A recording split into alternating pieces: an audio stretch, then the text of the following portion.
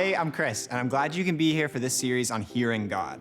Now, hearing God can be different for each of us. I mean, some people hear God like an audible voice, or some people hear God when they pray to Him. But I hear God when I'm walking around in nature. I see Him in the trees and the sun. It's different for everybody. But however it is you hear God, it's important that you actually open up and listen to Him. Let's learn more about this in our God story.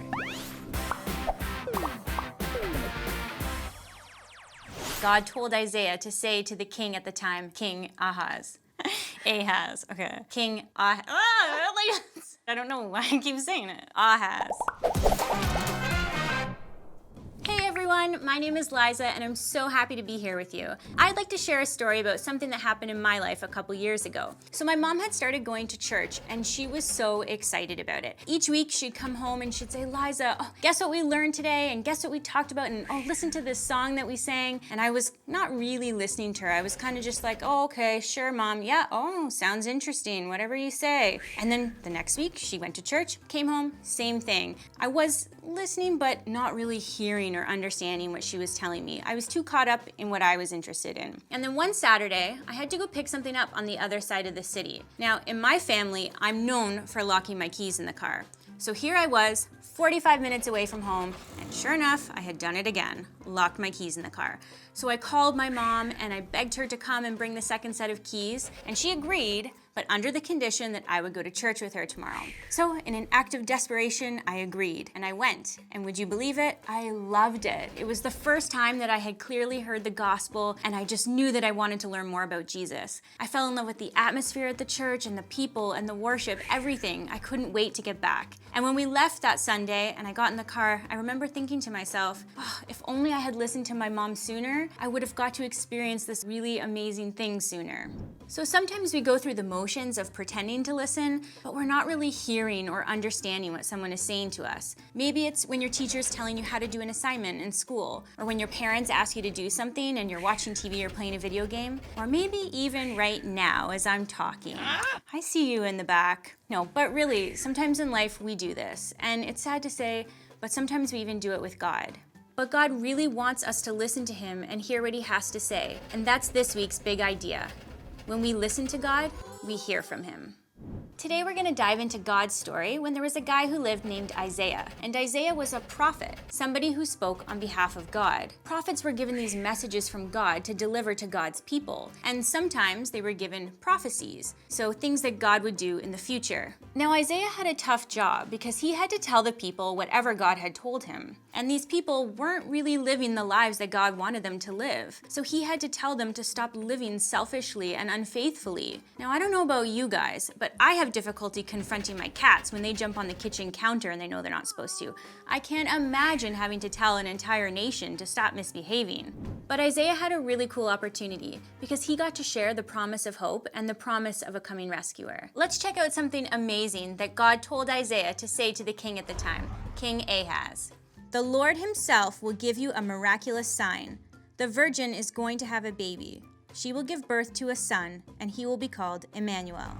Do you guys know what Emmanuel means? It means God with us. Not distance, far away God, not God who reigns over us, but God with us. That's so incredible. And that's a message about Jesus. So think about it. A virgin, that's Mary, is going to have a baby, and he will be a son. That's Jesus. But the really cool thing about this is that God gave this prophecy to Isaiah 700 years before Jesus was born. Isaiah continued to listen to God, and God continued to give him messages. It wasn't an easy job, but Isaiah was faithful. He was a prophet for almost 60 years. Another amazing thing that God spoke through Isaiah was this. A child will be born to us, a son will be given to us, and he will rule over us. And he will be called Wonderful Advisor and Mighty God. He will also be called Father who lives forever and Prince who brings peace. Again, this is a really cool message that Isaiah got to deliver because it was about Jesus. Mighty God, Father who lives forever, Prince who brings peace. These labels have Jesus written all over them. Later in Isaiah's life and ministry, he also shared messages about what would happen to God's servant, also referring to Jesus. He shared about how he would be mistreated, abused, would suffer for other sins, and even more. So what does this look like in our lives? Well, as Jesus followers, we have the Holy Spirit living inside us, and the Holy Spirit can speak to us in so many different ways. So for some of us, the Holy Spirit is like an actual voice that you hear, a whisper.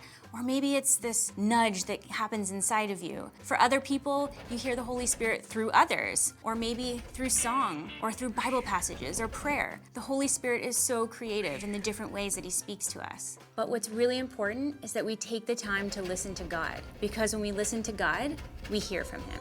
All right, ladies and gentlemen, that's it for me this week. It's been awesome hanging out, and I can't wait to see you next week. Quickly turn to the person next to you. And answer the following questions. Question time. What are some different ways that God speaks to people today? Have you ever felt like God was speaking to you?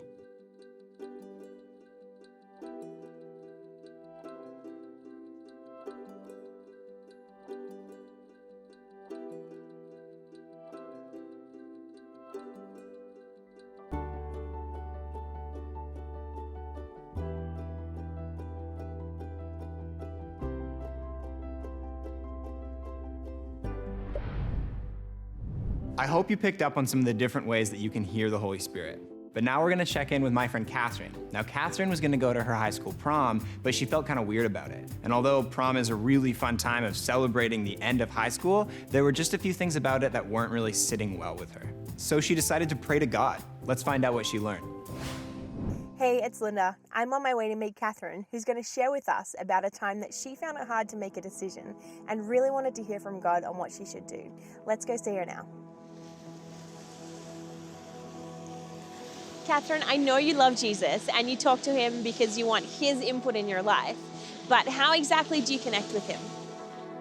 Through worship music. I love worship. I feel like through hearing the words, sometimes I just sit there and I listen, and I either feel really calm or just really excited during the fast songs, and I feel you here, and I feel like that's a reassuring feeling. I love journaling. I find that that's a really a really cool part that I connect with him. I kind of just talk to him through that.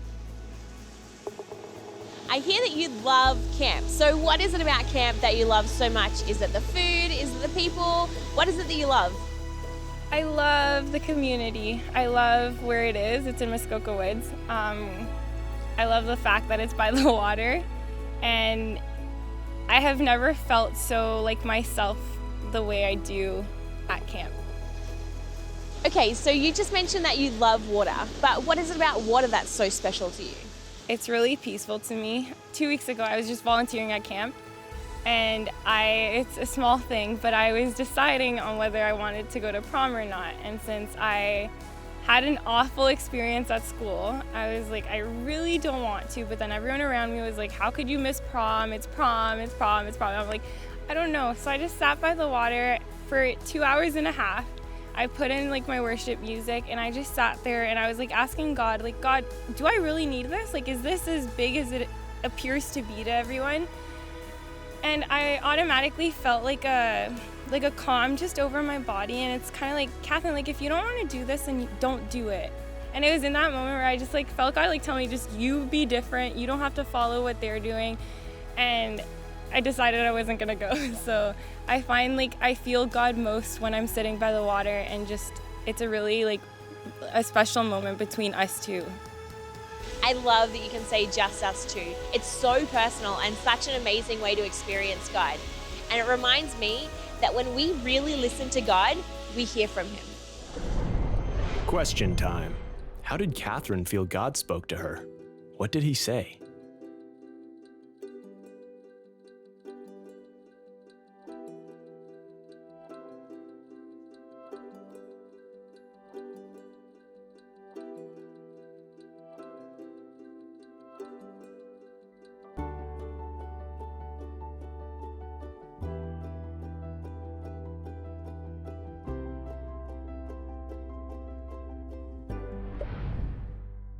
This is the first time I've seen someone be excited about not going to an event.